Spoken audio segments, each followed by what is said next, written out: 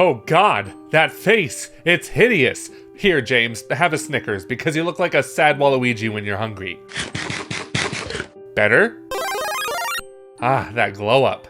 This was what James's face looked like in the first trailer for the Silent Hill 2 remake, and it didn't inspire a lot of confidence from fans. It didn't help that it was being developed by Bloober Team, the folks behind classic horror games like Layers of Fear, Blair Witch, and The Medium, and by classic, I mean mediocre. They have their fans, sure, but their games are not highly regarded, and they're known for having screwed up themes about mental illness. So why did Konami give this team their blessing to remake one of the best horror games of all time? I too was skeptical of Bloober Team's ability to handle this remake, but I gained some hope after watching this 25-minute preview a few weeks back, and the gameplay actually looked pretty great. Then the critics came out and gave it generally positive reviews, so this raises the question, did Bloober Team cook? Even though this is a remake of a 23-year-old game, I won't spoil anything here, as I'm sure this will be many people's first time playing Silent Hill 2 and the franchise in general. That's me, I'm People. Yes, the most I've ever played of this series was about an hour of the first game and the entirety of PT, which I'm still bitter at Konami for canceling. I still think my opinion on Silent Hill 2 is valid, as one of the main goals of this remake is to bring the game to new audiences, and it's a bit rough going back to the original if you haven't played it before. It's also not that accessible on modern hardware. Though you could play Silent Hill 2 HD via Xbox backwards compatibility, you'll just have to tolerate worse voice acting and Comic Sans. Why did they do that? The story revolves around James Sunderland, who gets a letter from his wife Mary telling him to meet her in the town of Silent Hill. Seems reasonable, except she's been dead for 3 years. So you're telling me there's a chance? Despite this grave fact, this doesn't stop James from clinging to the hope of seeing her again. So he arrives at Silent Hill, a town drenched in fog and monsters. Well, shucks, Mary, I tried to get to you, but I'm not in the mood to die from acid burns. Maybe we can be pen pals or something, cause I'm not dealing with this shit. The abandoned town is a spooky vibe with its damaged buildings, thick fog, and atmospheric soundtrack remastered by the game's original composer, Akira Yamaoka. The music transitions between wondrously creepy to downright dreadful, and playing this with a headset on increased my stress level tenfold. This game isn't really filled with jump scares, but that's okay to me because I find them to be rather lazy, uninspired, and a cheap way to get a reaction out of your audience. You thought I was going to throw a jump scare in there, didn't you?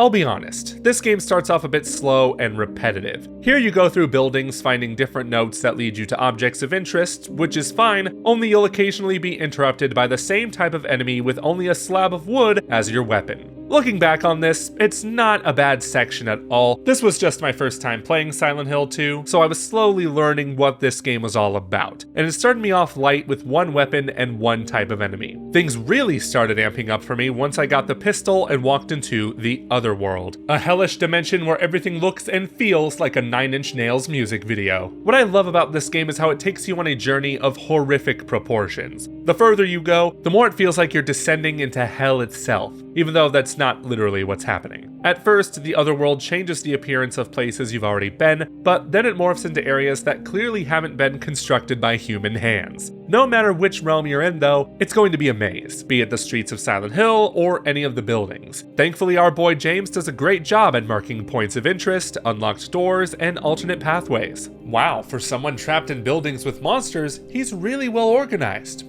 For this remake, Bloober Team gave Silent Hill 2 an over-the-shoulder perspective, similar to the Resident Evil remakes, Alan Wake 2, Plants vs. Zombies Garden Warfare, you know, games like that. And there's a reason it's almost standard in this genre. It just works. I'm able to see the protagonist, my surroundings, oh, and where I'm aiming, that's a big deal. It's probably why I couldn't handle the original if I tried playing it now. I like to see where I'm shooting. Call me old-fashioned, or I guess new-fashioned in this case. Anyway, the things I like shooting most in Silent Hill 2 are the monsters, with bowling pins coming in a close second. How the fuck? These monsters are unlike anything I've seen in other games, like the lying figures that shoot acid, the mannequins with 4 legs and no head, and hell no nurse. The trick with most of these enemies is to shoot them in the legs to stun them, leaving them open for a quick beatdown or pop to the head, or top crotch. Playing on the standard difficulty, I felt this game was generous with health and ammo, not to the point of me feeling like a one-man army, but I rarely had moments where I ran out of resources. In fact, I had a plentiful supply of health throughout most of my run, so I was never worried that much. I'll have to go back and do a more difficult playthrough to get that real survival horror experience. Speaking of health, that's normally indicated by a red vignette, but it was so obnoxious that I had to turn it off and instead refer to my PS5 controller to let me know when I was in the red. The controller would also emit static radio interference through its speaker whenever an enemy was nearby. Sure, games take 5 years to make now in this modern age, but at least our controllers can do cool stuff like this at the cost of a 3-hour battery life. While the combat works fine, I wouldn't say it's the main draw of Silent Hill 2. To me, those are the puzzles. And like I said earlier, there are lots of mazes, so the entirety of the game really feels like a puzzle. There are of course many different keys to find, but there are also memorization challenges, a coin placement trial, and a good old game of X-ray matchup. I'm proud to say that I only looked up a guide for these twice in my entire playthrough. But much like the combat, the puzzles also have difficulty levels, so I'll be happy to take these on again in the future. I still wouldn't say the standard ones were easy as they stumped me a few times, but I felt so proud once I solved them. The other main draw of Silent Hill 2 is its story and themes. There's a lot of symbolism here, some of which I still don't understand, but I love that as it keeps me thinking about its deeper elements. I am still unpacking what I witnessed in my 14 hours with this game. This story deals with extremely dark and mature themes, which I'm sure was ahead of its time back in 2001. James meets a few characters, some of them dealing with trauma that the town of Silent Hill personifies as bosses with intentionally obscene designs. And the one torturing James is none other than Pyramid Head itself. This malevolent beast will try to kill James during some scripted sequences and a couple of boss battles. He's not in the game that much, but he's the monster that comes to everyone's mind when they think of Silent Hill, because he looks so cool. Even cooler when you know what he's supposed to represent. I believe the game's heavy subject matter was handled quite well in this remake, thanks to some great acting from the cast. I watched some of the original cutscenes for reference, and the acting there was a bit campy, similar to the old Resident Evil games. But why? I'm looking for someone. Who is it? Someone very important to me. In the remake, it's more nuanced, with the added benefit of motion capture to pick up on subtle facial expressions. But why? I'm looking for someone very important to me.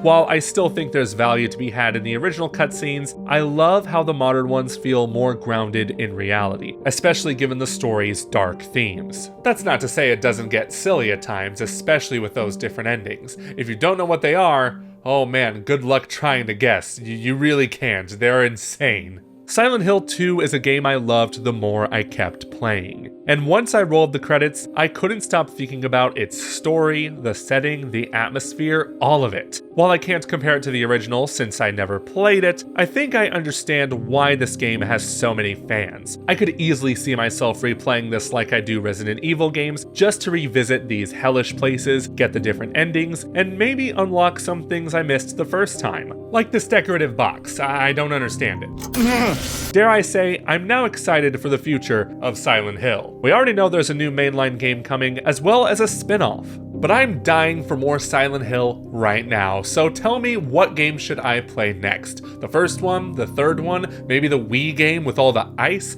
Let me know in the comments, because I sure as hell can't play PT anymore. I should have never uninstalled it.